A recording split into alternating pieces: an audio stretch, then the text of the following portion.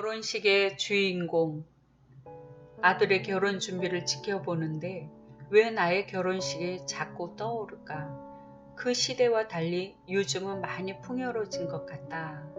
프로포즈를 아기자기하게 하고 드레스 촬영을 따로 하며 외국으로 신혼여행을 가는 것도 흔해졌다. 아이들이 알아서 결정하고 일을 진행시켜서 내가 그리 관여할 것은 없다. 그것도 감사한 일이다. 30년 전 나는 몇 년 동안 직장 생활하여 결혼 자금을 모아놓았고 시댁에서 첫 살림을 하는 관계로 살림살이를 나중에 구입할 요량으로 현금을 가지고 갔다.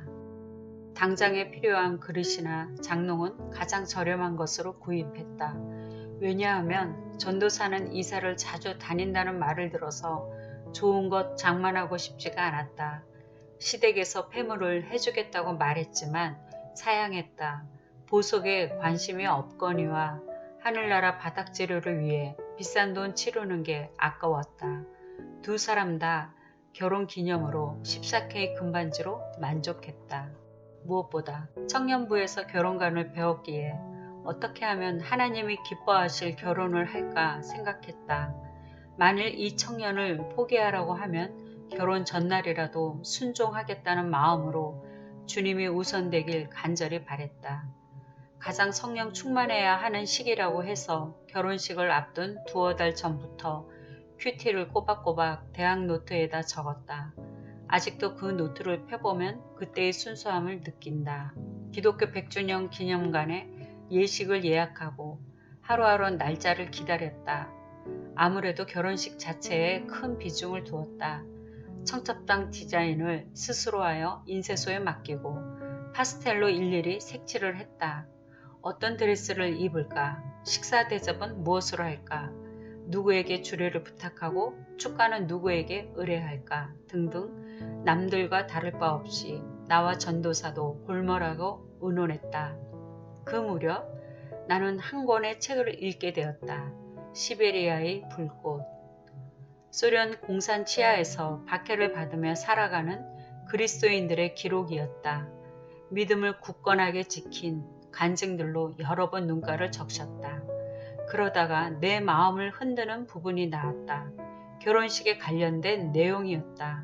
부분적으로 발췌를 해본다. 본다렌코 형제는 주님의 복음을 전했기 때문에 몇 번이나 체포되어 감옥에 넣어졌습니다.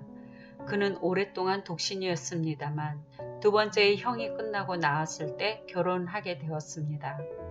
당시 그는 우크라이나의 브레스라는 읍에 살고 있었습니다. 그의 결혼식의 소식이 소련의 도처의 형제 자매들에게 전해져서 많은 사람들이 참가하기를 원했습니다. 레토란드에 우리들도 참석하기로 했습니다. 물론 그 여행은 비밀리에 하지 않으면 안 되었습니다. 하나님께서는 우리들에게 길을 열어주셨습니다. 우리들 레토란드 모임에서는 약 30명의 형제 자매가 가게 되었습니다. 함 형제도 함께 했습니다. 우리들이 브레스읍에 도착한 것은 밤이었습니다. 그리고 읍의 형제들로부터 이 읍이 경찰들에 의하여 포위된다는 것을 들려주었습니다. 다른 도시로부터도 응원을 청한 박해자들은 많은 경찰들을 도처에 배치하고 결혼식의 저지를 계획하고 있었던 것입니다. 또 다른 그들의 겨냥은 결혼식에 오는 모든 형제들, 특히 결혼식을 인도하는 장로들을 체포하는 것이었습니다. 브레스의 형제 자매들은 그룹을 지어 열심히 기도하기 시작했습니다. 또한 금식도 하게 되었습니다. 내가 한 자매의 안내를 받아 그녀의 집에 들어가자 15명 정도의 형제들이 모여 있었습니다. 결혼식을 인도하는 장로들입니다. 우리들이 기도하고 있자 조금 전에 자매가 사랑하는 형제님들, 좋아하지 않는 손님이 왔습니다 하고 알리려 왔습니다. 대체 어떻게 하면 좋을까요? 그들은 점점 다가오고 있었습니다. 인간적인 생각은 휙 날아가 버리고 말았습니다. 남아있는 것은 다만 무릎을 꿇고 기도하는 것뿐입니다. 자매는 우리들이 있는 방문을 닫고 나갔습니다. 우리들은 전원 무릎을 꿇고 기도했습니다. 우리들이 그 집안에 있다는 것은 분명하고 그들은 우리들 전원을 체포할 심산이었습니다. 자매가 응대하러 나갔습니다. 그리스도인들이 이 집안에 있겠지? 라는 질문을 받았을 때 그녀는 지혜에 충만한 대답을 했습니다. 아무쪼록 찾아보세요. 있다고도 없다고도 그녀는 대답하지 않았습니다. 있다고 한다면 물론 우리들은 체포되고 말 것이며 없다고 말하면 하나님 앞에서 거짓말을 하게 됩니다. 집에 들어온 경찰관들은 어디나 모두 뒤집어 찾기 시작했습니다. 그러나 우리들이 있는 방에는 결코 다가오지 않았습니다. 문 앞을 몇 번이나 지나며 그곳에 방에 있다는 것을 알고 있었을 텐데 한 번도 안으로 들어오려고 하지 않았던 것입니다. 하나님은 그들을 완전히 소경이 되게 하셨습니다. 그들은 몇 시간이나 걸쳐서 집안을 두루 찾았습니다. 큰 소리로 욕을 하고 하나님을 모욕하면서 그러나 그들은 도무지 찾을 수가 없었습니다. 결국 그들은 화를 내며 차로 돌아갔습니다. 우리들은 일어나 하나님께 감사했습니다. 놀랍게도 다음 날의 결혼식에 2,000명 이상의 사람들이 몰려왔습니다.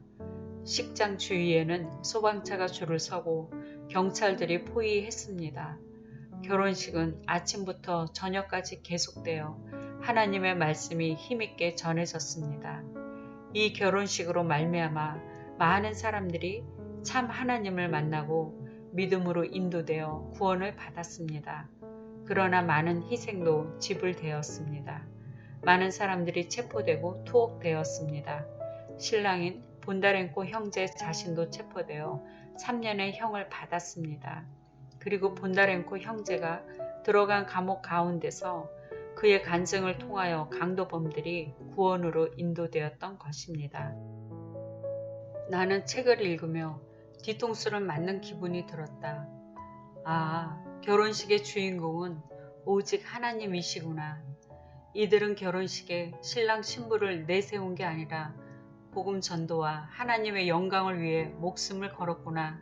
하나님의 말씀을 힘있게 전하는 결혼식, 희생과 죽음도 불사하며 하나님을 알리고자 하는 결혼식에 감동되어 눈물이 끊임없이 나왔다. 내 결혼식에 내가 주인공으로 착각한 것이 너무 부끄러웠고 공산 치하에서 하나님을 위한 결혼식을 치르는 그들의 순교적인 믿음이 참 부러워서였다. 이후에 난 기도 제목이 바뀌었다. 우리 결혼을 통해 하나님을 알리게 해달라고 간절히 기도했다. 결혼식이 아니라 결혼 예배라는 개념으로 자리 잡았다.